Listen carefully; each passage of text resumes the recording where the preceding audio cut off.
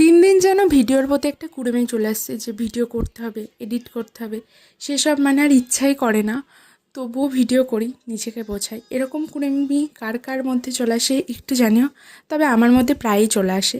তো hello everyone, আমি অনুশ্রী, তারপর একটি ভিডিও নিয়ে চলে এসেছি। তো সকাল সকাল ঘুম থেকে উঠে ফ্রেশ হয়ে চলে এসেছি রান্নাঘরে চামুড়ি খেতে।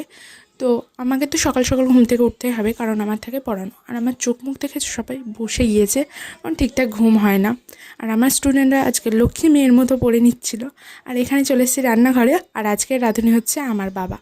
তো এখানে আমার বাবা খুব সুন্দর রান্না করে আর ইউনিক ইউনিক রান্না করতে পছন্দ করে। তো আজকেও একটু ইউনিক আছে, ডিম দিয়ে সয়াবিন দিয়ে পকোড়া মতো করে নিচ্ছে। আর এখানে একটু মাখো মাখো ঝোল করবে।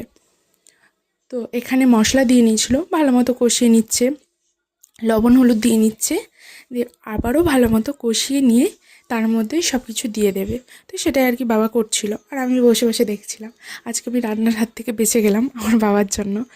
তো আমার বাবা নিজেই বলেছে, আমি বলিনি যে রান্না করে দিতে। তো এখানে আমার বাবাকে খেতে দিয়ে আমিও খেয়ে চলে এসেছি পড়াতে।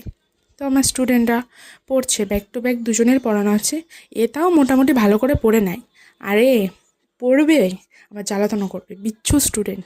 ওকে পড়িয়ে বাড়ি চলে এসেছি, কারণ সন্ধ্যাবেলা একটা নিমন্ত্রণ আছে, ওখানেই যাবো বলে রেডি হয়ে গেছি।